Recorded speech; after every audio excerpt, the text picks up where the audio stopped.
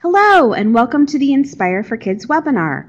My name is Beth Yates, and I'm the Children's Consultant from the Indiana State Library's Professional Development Office, and I will be your presenter for this webinar. I'd like to start with a few announcements. This webinar is provided as part of our Inspire series.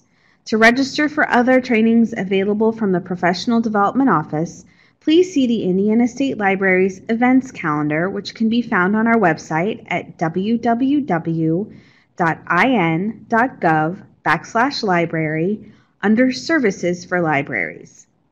For a full list of our current trainings, please see the Continuing Education section of our site. The Indiana State Library has many ways we try to stay connected to library staff across the state. For weekly updates on upcoming trainings and to learn more about what's happening in libraries across the state, please subscribe to our weekly e-newsletter, The Wednesday Word. We also offer a blog which provides information about the Indiana State Collection, offers interview spotlights on library staff from across the state, and gives information about upcoming events at the Indiana State Library. Because this webinar is pre-recorded, there will not be an opportunity for questions. However, if you have any questions about Inspire after this webinar, please feel free to contact me at byates@library.in.gov. And that email address is actually currently on your screen, so if you need to, feel free to pause this webinar for just a moment and copy down that address if you like. This webinar is worth 1 LEU. So please refer to the policy on documenting LEUs for live and archived virtual conference sessions or webinars, which can be found on our website in order to learn how to receive your LEU certificate. Okay, this concludes my announcements, so let's get started with the webinar. So a little bit about Inspire. First of all, what kind of information will you find on Inspire? Well, Inspire does not draw information from the World Wide Web. It is actually a series of databases, and a database is a collection of magazine and journal articles, encyclopedia articles, pamphlets, and library catalogs, almanacs, images, everything you see on this list, plus a lot more. But the important thing about it is that it's all been vetted. So it's verified information. It is a good resource for students who are doing assignments, research projects, writing papers. These are all reliable sources. You don't have to worry about whether the web page that you're on is giving you the right information. Many people don't realize, but Wikipedia can actually be edited by anyone. So just because it says something on Wikipedia doesn't mean it's true. But conversely, if you use Inspire, you should be getting information that is correct and true. Who can access Inspire? All Indiana residents can access Inspire. If you're in the borders of Indiana, you should be able to access it. Now, that being said, occasionally we do have people who have trouble accessing it. And the reason for that is that Inspire uses IP addresses from your computer to verify that you are in Indiana. And occasionally, if you live near a border or if you use an internet provider who also services another state, Inspire can become confused or not realize that you're actually in Indiana. And so if that happens, don't worry, you can still get access. I will show you here in a moment how to I'll show you in the next slide how you can contact our help desk, and they will send you some login information. How much does Inspire cost to use? Inspire is totally free. It is paid for and sponsored by the Indiana State Library. Okay, so here is how you access the help desk. On our home page, you can go up here to the top right corner to Need Help. And when you click on that, it'll actually take you to an FAQ page with frequently asked questions of all kinds about Inspire. But in particular, you will find this information. So I'm going to leave this up on the screen for a moment. Again, If you want to, you can copy some of this down. Just pause the recording for a second while you write it down and then resume when you're finished. There's a phone number and an email address, and provide as much information as possible when you're submitting your request. I believe they try to get back to you within one working day. And just be aware they are only open Monday through Friday during state library hours, 8 a.m. to 4:30 Eastern Time. Okay, so what is on Inspire? What's included in Inspire? There are 4 main categories of databases. One is those that are provided by EBSCO, which is a database provider. And we have a ton. I'll show you on the next slide just how many we have. When this slide was made about a year ago in August of 2016, we had just added 25 more. So that's why it says over 25 new databases added. Also in the bottom right corner is Gale. There are other large provider. The state library provides 2 or 3 ourselves. And then there's a few that are kind of independently provided. So here's that complete list of EBSCO databases. As you can see, there are just an incredible number of great resources available on Inspire. Okay, so this is the homepage of Inspire.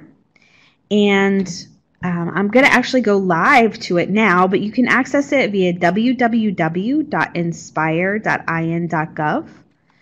And here we go. I'm going to do that now. in.gov. And there it is. This is the Inspire homepage. So there's lots of stuff going on this page, and we're going to go from top to bottom as I explain what you're seeing. Let's start with this toolbar across the top. I'm just really quickly going to go through it. In the top left corner is New Search. When you click on this, it's kind of a home button. It takes you back to this home page, and it lets you start a new search here in this middle box. Indiana State Library, that is a link to the State Library's website. We're going to skip publication title search for now. About is information about Inspire. WorldCat is a link to WorldCat. We're going to skip sign in, folder, and preferences for the moment. And I want you to make sure you realize that you can change the language on the Inspire website. This will change the language on the whole website. So you just select the one you like. Now it will not change the language in the graphics because those are pictures, but it will change the language everywhere else. So you can see now, instead of search, it says something in Slovensky. We're going to switch back to English. There we go. Easy as that.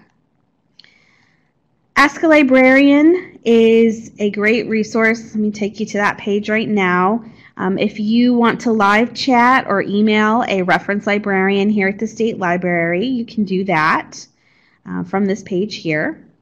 They do chat during weekdays from 8 to 4, except for Thursdays when they're open till 6:30. Those are the hours of the State Library, roughly. And then finally, need help. That's that FAQ page that I just told you about. This is where you will find information on how to access our help desk, but it has lots of other great information here too if you have questions that you run into. All right, so that's the top. Let's talk about the discovery search, which is the basic search. This is the search that searches all of the databases in Inspire. And let's do a test search for, how about Johnny Appleseed? Someone might do a research paper about or a project on. So this is what search results look like in the EBSCO databases. You know, I mentioned that there's EBSCO and Gale. EBSCO, of course, has that huge long list of databases. So once you learn how to navigate search results in this general basic search, This is the same way most of the EBSCO databases search results will look. So once you know how to do it now, you will be able to do it in all of the other ones too. Gale looks slightly different, but we'll go through one of those also. So here's our results. First of all, you can see that there's a research starter here at the top. So if you have a student who is overwhelmed by the other resources, they can always start up here. This is a biographical encyclopedia article that they've put up at the top. But you'll notice that we have 20,000 results, which is a lot of results. So you might want to narrow your search. So in order to do that, you go over to the left-hand side of the screen, and this is where all of your options to narrow your search are. The first one that I'm going to recommend you always do is to select full text. This will give you results that have complete articles instead of just being maybe a little bit of bibliographic information and then you have to go find the resource elsewhere. This will actually provide you with the full text, everything you need related to that article. The next one you might want to do is select the publication date. So we'll just do some more recent articles. How about maybe the past 20-ish years? And so that narrowed it a bit. So it went from 20 something to 16 now, 16 and a half. Still a lot of articles. So other things you can do are narrow your search by format. And if you click on Show More, it'll give you a pop-up box, and it actually shows you the hit count, how many results of each type of format you are going to see. You can see definitely a lot of magazine and news articles, a few reviews, some trade publications, and a few academic journals. So if you only want academic information or you only want biographies, you can just select those. We're going to leave it as it is for now. You can limit by topic if you really want to. This is not something that I necessarily recommend, but it could come in useful. So for instance, in this one, if you want to make sure you rule out fiction, you could select everything else. Definitely select nonfiction. If you want to make sure that it's about Johnny Appleseed and not just apples, you could select that. If you go to language, I recommend you not limit by language because you have the opportunity or the ability to change the whole website on that first page, or you can change individual articles. You can change their language, which I'll demonstrate here in a minute. To me, you get more search results this way, and then you can change it into the language you need as opposed to only searching in a language. And then you can also limit it by database. So again, it lists all of the databases. I'm going to click Show More. So this is all of the databases that had results for Johnny Appleseed, along with their results hit count here over on the right.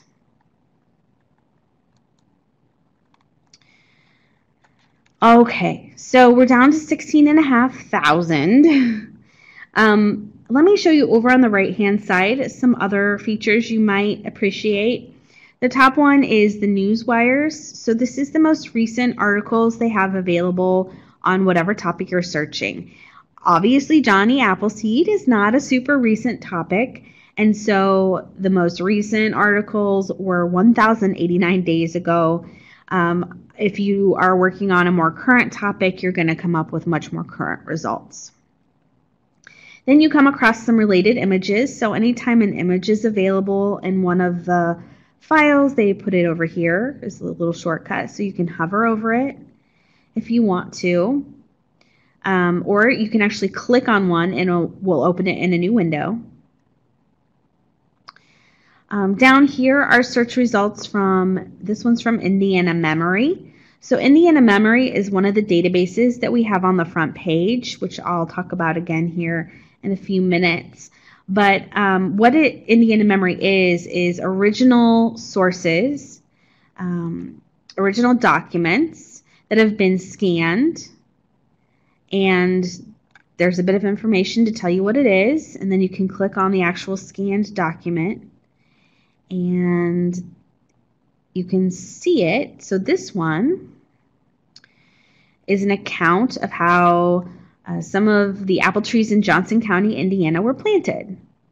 So these are all also resources from or about Indiana. Here's the original document.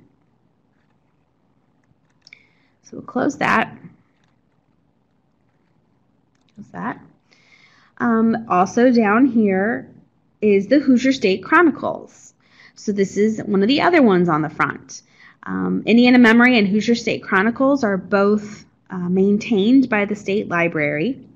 So these are two of the databases that we provide. And it gives you news articles that are related to your search. So let's look at how about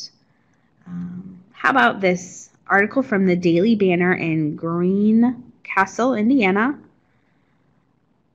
This is from 1935. And this looks like, oh, they wanted a stamp. Hoosiers want a stamp for Johnny Appleseed. So this is an article about that. Over on the left-hand side, we have a computer system that will read the print in this scanned article and translate it into typewritten text over here on the left. It is not perfect, so you will sometimes see mistakes in it. So heads up if you're like wondering, if you look at this and you're wondering why some of the sentences don't make sense, it's because a computer is the one who tried to translate that. Okay. So those are the resources on the right. That's how you limit on the left. So let's look at some actual search results here in the middle. First thing you might notice is that each type, each format of your search results has a different icon. So reference has the little books. There's a periodical. There's a video recording. There's an academic journal. And that's really very nice if you just at a glance want a certain type of resource. So for instance, here's a Funk and Wagnall's Encyclopedia entry, so you can very quickly see that. Let's look at this periodical. This is Scholastic News. The article is called Who Was Johnny Appleseed? So let's click on the title. And that brings you to some bibliographic information. Let's go ahead and go down through it and take a look. First of all, you'll see here that if you want to translate this particular article into another language, there's a drop-down menu with quite a few options, so that is wonderful. And just like on the front page, it's pretty quick with its translation. Translation in progress. There it is. All of a sudden, your article is in another language. And then you just simply click back to English, and boom, there you go. It's back in English. If you go down, here's the actual article. But another great accessibility option is the ability to listen to it being read aloud to you. So if you want to do that, you just hit listen and play, and then it will highlight in yellow as it reads aloud. Another fun thing is you can actually select the accent that you want. You can do an American accent, Australian accent, or a British accent. So whatever you want to listen to, you can have some fun with that. And then there's the article proper. Over on the right-hand side are some tools that you can use to save this article for yourself. So the top one is Google Drive. So if you click on this one, it will take you to your Google Drive, and it will let you save it directly to your Google Drive, which is pretty great. We're going to skip add to folder for the moment. You can also print this article, email it to yourself. You can save it, of course. You can export it. This add to folder, if we click on that, you'll notice it pops up. There's a little paper in this folder up here. So you can actually then click on folder, and if you have multiple ones, of course, they'll all be listed on this page.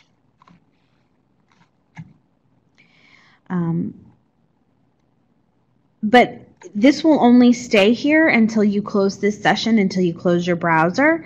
So if you want to keep these articles in your folder until you're done with them, you actually need to sign in. And this sign in actually doesn't have anything to do really with if you're unable to access Inspire and you get sent a password in order to access Inspire. This is not where you would sign in. This sign in is really a sign in for your folder so that you can adjust your folder and your preferences for the page. If you have not signed in before, you just click on sign in and click on create a new account. And all you need to do is enter a first and last name, email, come up with a username and a password, and a secret question. So you might be asking, why would I want to create an account? Why would I want to use this when I can just email the articles to myself, or I can just save them to a flash? And those are certainly great options. But if you have a whole classroom of kids that you are working with, it might be beneficial to have them each create an account, and then if they're working on a research project, they can all just save their articles to their account, and you don't have to worry about kids printing stuff out or needing their flash drives and not having them, things like that. So that's why that could be beneficial. And then you can always remove them from folders, right? Just like that. Okay, so that is the general search results. We're going to click on New Search, and it's going to take us back to the Inspire homepage. Before we move on, I do also want to show you this publication title search. This actually lets you search all of the magazine and journals that we have. You search for their titles. So for instance, let's type in Scholastic and look at Scholastic News. Or no, let's look at Scholastic Science World. There we go. Oops. So you can see with the search results of this one, there is Science World, and then there's a teacher's edition. And then there's various databases that contain Science World articles. The one that I usually like to choose is Master File Premier because it usually has the most complete records. So we're going to click on Master File Premier.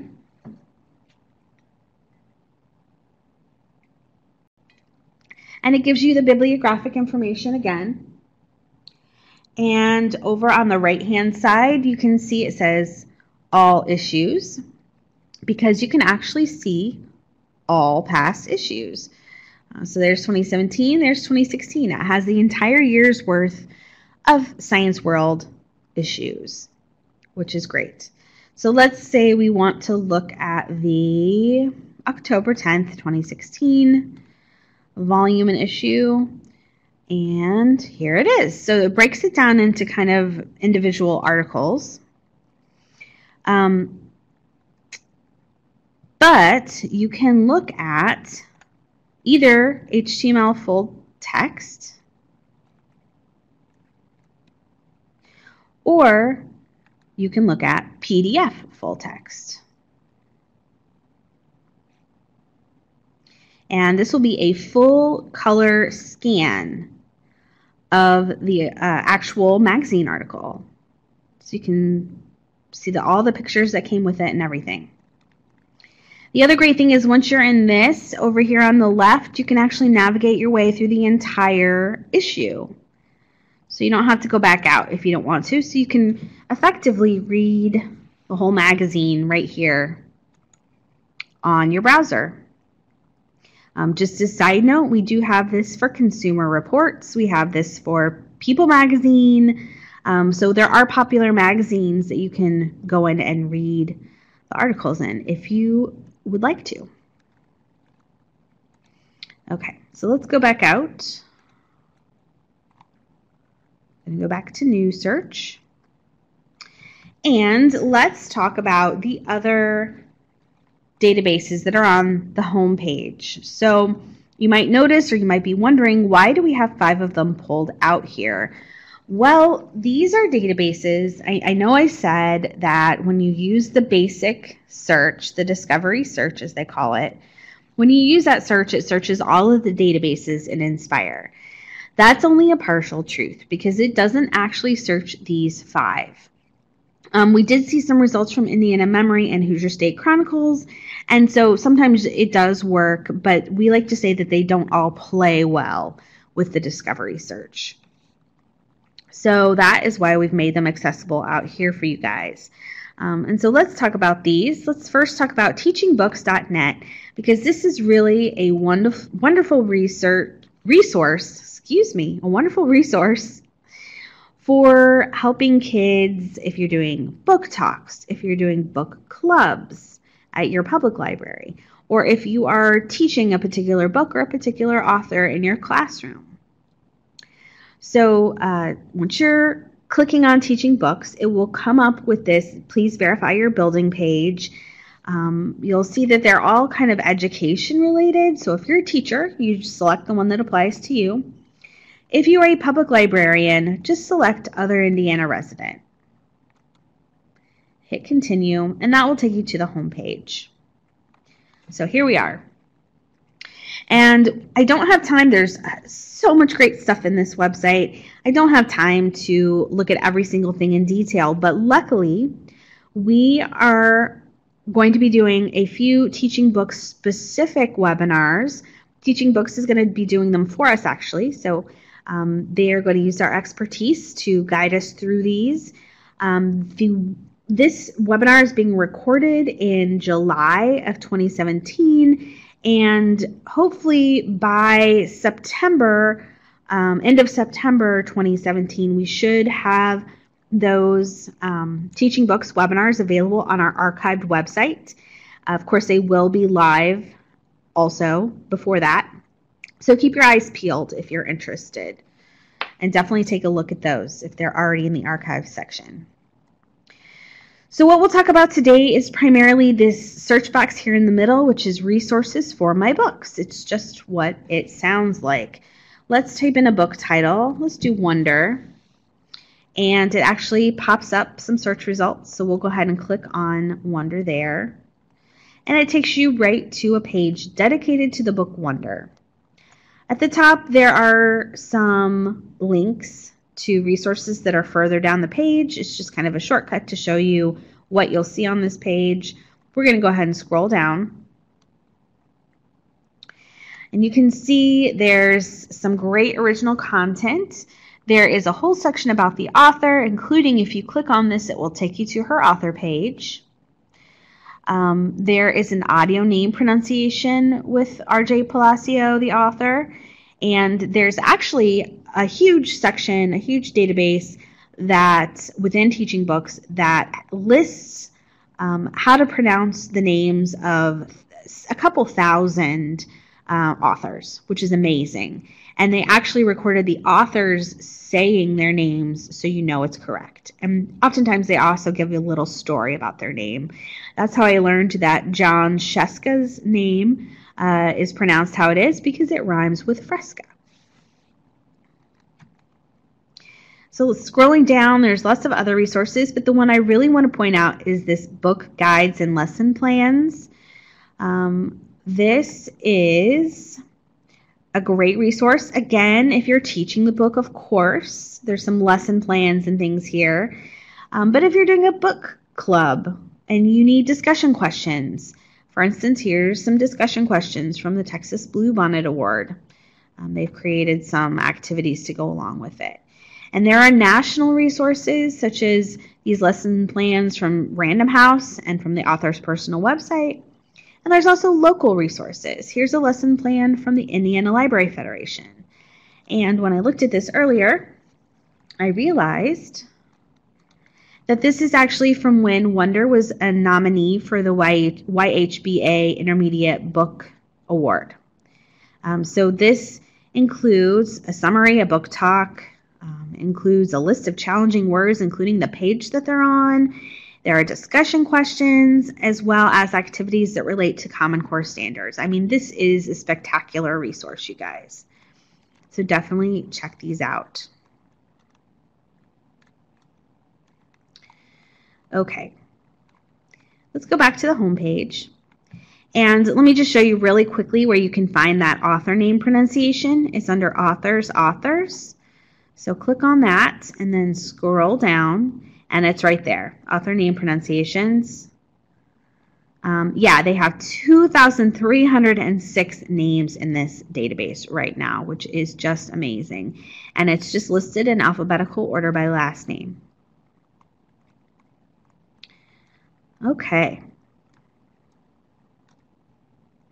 So let's go to the next database here on this homepage, Testing and Education Reference Center, which we sometimes call TERC, because it's T-E-R-C, TERC.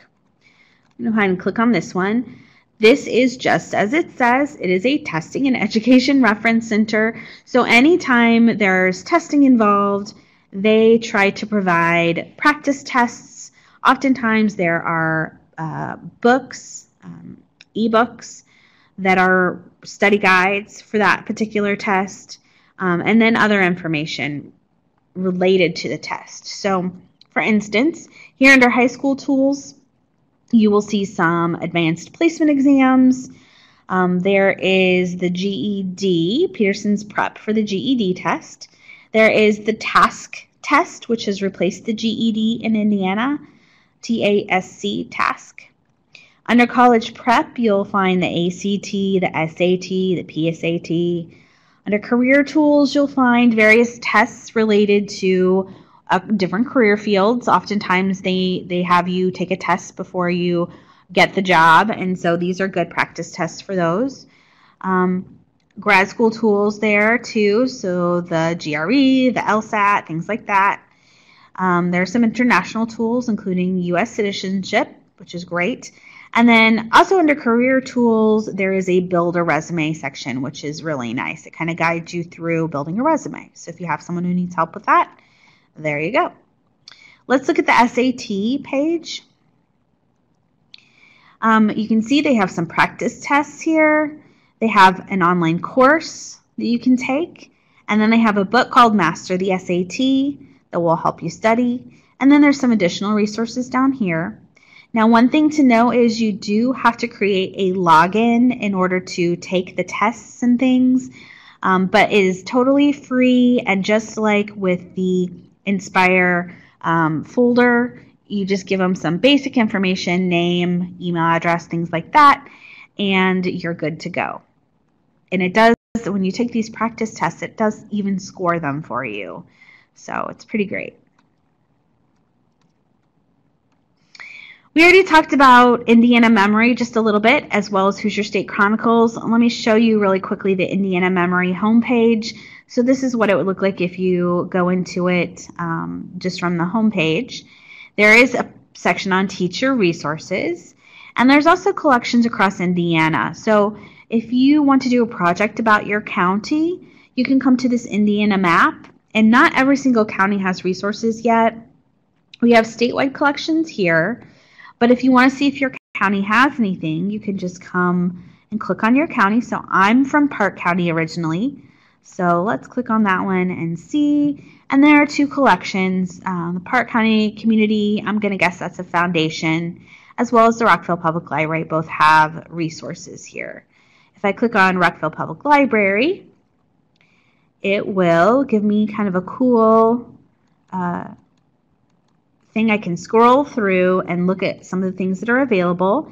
If I see something that is intriguing to me, I can then actually click on the picture, and it brings up that individual page, and you can look at it more closely. Look at those helmets. I love it. Okay. We'll close out of Indiana Memory, and Hoosier State Chronicles, similarly, here is the page.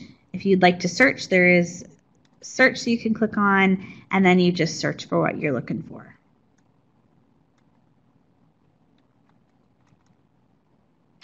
Okay, so we're back to our home page. We've gone through these four. I'm just going to briefly tell you about Rosetta Stone because it is a language software. It teaches you different languages. We offer the first level of all of the available languages. And so you can just, again, I think you have to create a basic account, totally free, and then you can go in and use Rosetta Stone to work through the courses and learn a different language. The one thing I do need to mention as kind of a just an FYI, is that Rosetta Stone, with our contract, is not to be used as classroom curriculum. So your language classes, not that they would necessarily want to, but your language classes cannot use this version of Rosetta Stone in the classroom. Now, what can you use it for? If you have one or two kids who are struggling and need a little extra help, you can certainly refer them to this or let them use it. Additionally, of course, in the public library, you are more than welcome to invite people to use it. That's what it's here for. Okay, so now that we have gone through all of those, let's go in and look at some of the other databases that we have. There's two ways you can look at the full list. One is databases A to Z, and one is databases by subject. Let's look at databases by subject first. And you can see here that that is literally what it is. We've kind of divided them up. Sometimes they're in more than one place. Down at the bottom is Student Search K through 6 and Student Search 6 through 12 with a little list of databases that would be useful to those age groups. We do have an education section as well, but those education resources tend to be a little bit more for teachers about teaching and less for teachers to use with students, if that makes sense. So ERIC is more research about education and teaching than it is, you wouldn't necessarily use that with kids.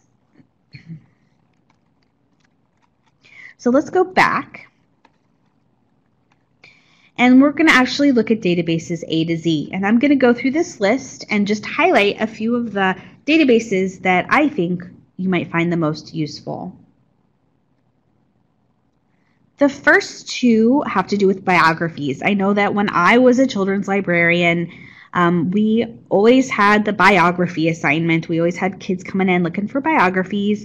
And oftentimes we had books on the topic, but we didn't always. And so these are some great alternate resources. Biography in Context is the first one that we're going to look at. This is a Gale database as opposed to EBSCO, so you can see it looks a little bit different. It does give you some suggestions, so if you have someone who just has no idea what they want to search for or do their paper on, they can maybe get some ideas from here. But if you do know who you're looking for, you just type them in the search box. Let's look for this, one of my favorite Hoosiers, David Letterman. And it comes up first with kind of a research starter. Again, really is what it is. They don't call it that on Gale, but that's kind of what it is. It gives you a brief overview of the person. This one came from Newsmakers. And it just gives you details about his life. Just really quickly going to give you the lowdown on how this works compared to the EBSCO database. So again, you can listen to the article being read to you here. You don't have the language options, or I'm sorry, the accent options, the British and the Australian. It's just an American English. Over here on the right, we do have Citation Tools, which I think I didn't show you on the other one, but I'll show you here when we go back into it later. So Citation Tools, if you click on them, it pops you up and it default gives you MLA, but you can select if you want one of the other ones. So the kids could really just copy and paste this if you wanted them to. You can email it to yourself, download it, print it, save it to your folder, just the same. So if I click on this, it gives me a little note and says it's been added to my folder, since you can't see it on this page. You can translate it right down here. So same story as the other one. There's a list of languages, not quite as many available, but still some good options. And finally, you can share it on social media. Finally, you can actually also highlight. So if you highlight a sentence or a section, then you say highlight it. You can pick a color. You can actually even leave notes if you wanted to. And then you can delete it. delete. So that's what the search results look like in Gale. Let's go back to this search results page. So next to this article, it gives you an overview of what's on this page, again, divided by type of result, format of result.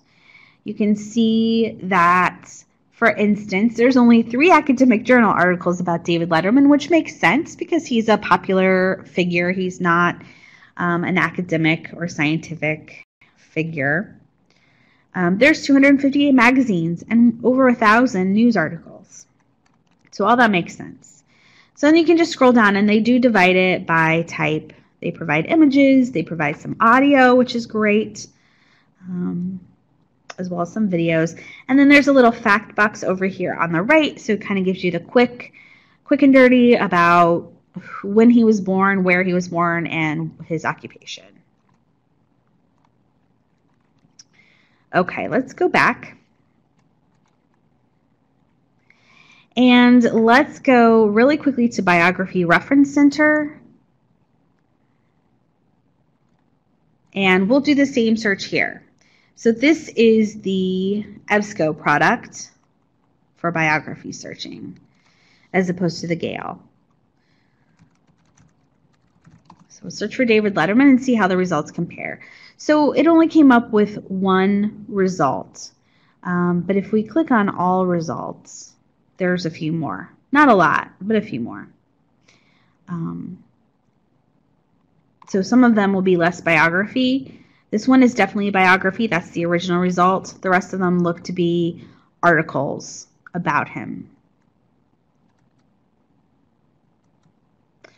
Okay, that's the difference.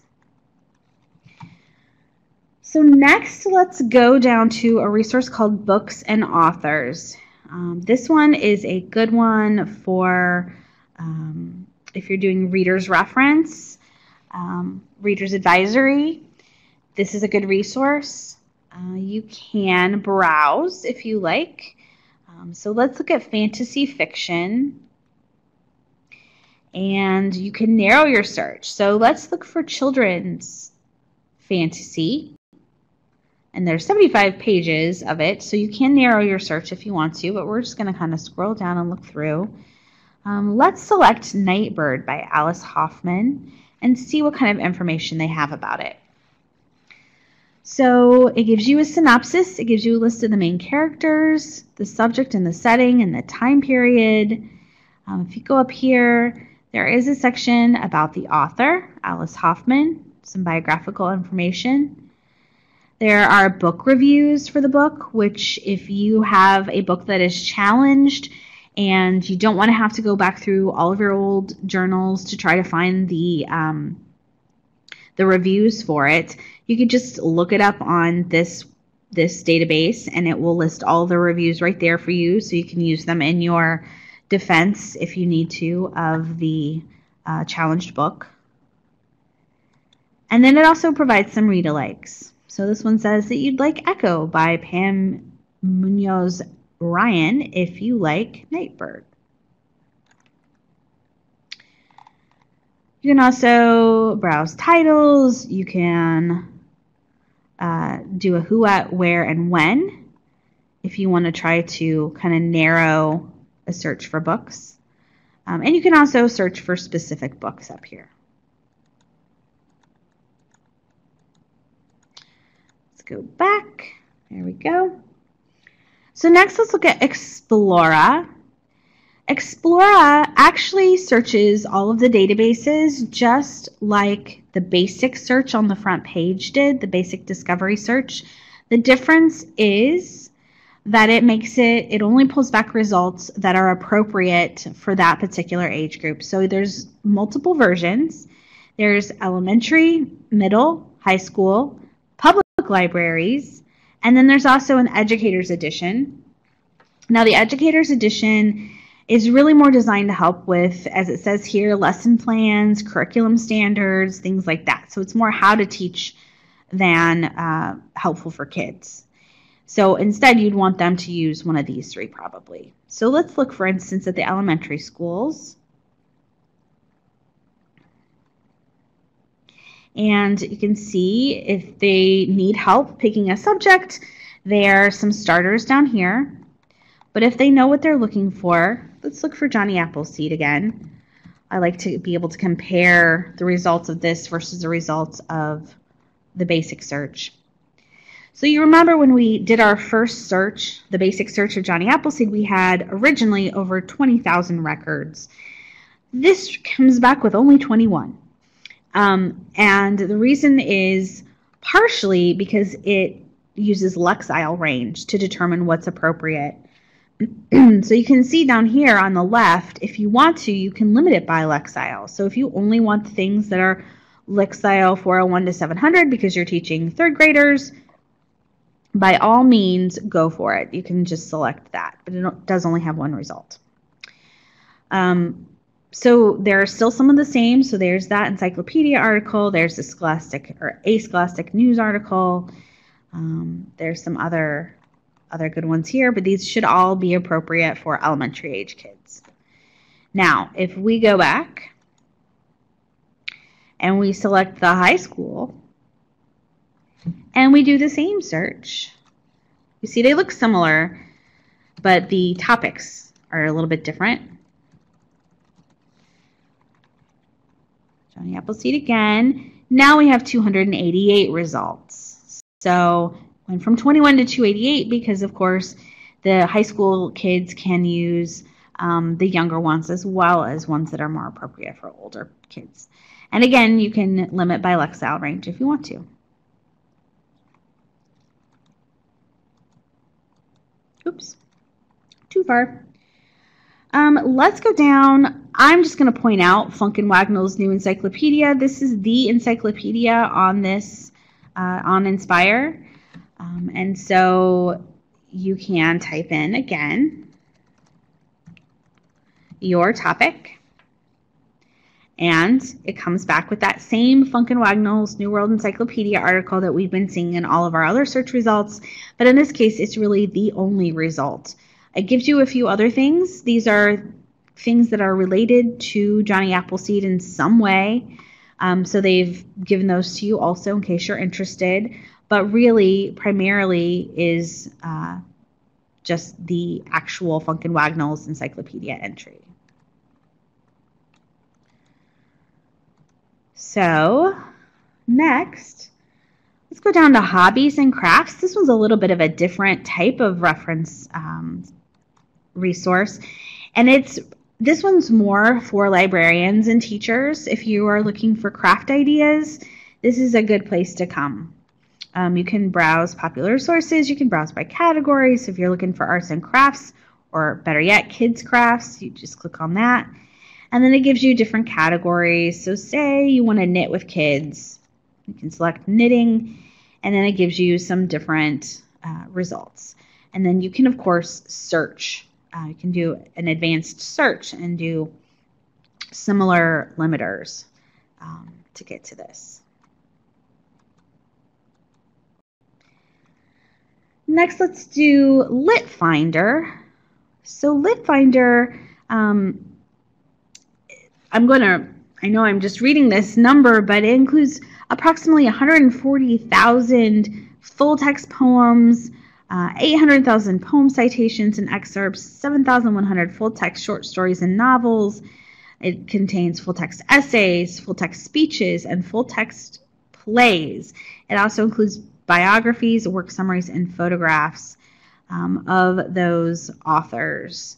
So let's go to Lit Finder. Oh, no, we don't want to take a survey. And I think one of the coolest features of this is if you can remember the line to, for instance, a poem or a play or something. So I keep having Shall I Compare Thee go through my head, and I can't remember which. I'm pretty sure it comes from one of Shakespeare's sonnets, but I can't remember which one. I can type some of the text in there, one of the lines, and it comes back and tells you it came from Sonnet 18. Now, over here on the right, it gives you either topic and work overviews, or primary sources and literary works. So I only have one result, and it's an explanation of Sonnet 18, but I want to see the actual poem. So I would come over here to primary sources and literary works, click on that, and there it gives you the full text poem for Sonnet 18. There it is. Again, you can have it read aloud to you if you need to or want to. It's slightly robotic, but it's better than nothing. Gives you your source citation, and it gives you a link to William Shakespeare and some of his plays. So they have the full text play for Romeo and Juliet in here. That's amazing. Okay. Let's go back out. And let's do Points of View Reference Center. So this one is a good one. These are actually our last two. This is a good one if you have kids. I just went right past it while I was talking. If you have kids who are doing some sort of assignment where they have to take a stance on an issue and argue their point, Points of View Reference Center is a really great place to start. So you can, of course, if you know your topic, search for it up here, but you can also scroll down, and it has some common and popular arguments down below, or issues down below. So say you have a kid who wants to write or needs to take a stance on bottled water and whether or not it's good. So you can go to bottled water, click on that. It gives you a nice overview of the issue and why it's controversial. And then over on the right, they have the point and the counterpoint. So the point is that it is a healthy alternative, and the counterpoint is that it's a wasteful use of limited resources. And so if you click on one of those, it gives you then the argument about why some people think that it's a healthy alternative. There you go. Again, just with everything in this, you can listen to it if you want to. If you need to cite your work, I forgot to show you guys this earlier, but over on the right-hand side, with all of the other options for saving things, is the cite. You click on that, and EBSCO actually provides even more options for citation than the other one did, but here's MLA, which I know most students use. So once the kids have picked their topic using points of view, once they've used that to pick their topic, learn a little bit more about their side, they can do further research in this database topic search. We'll go into that one.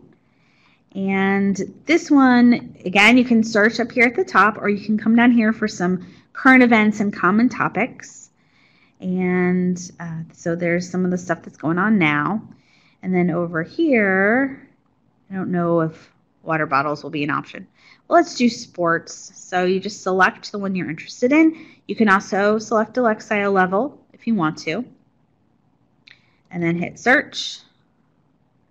And then it'll just give you a bunch of stuff about sports.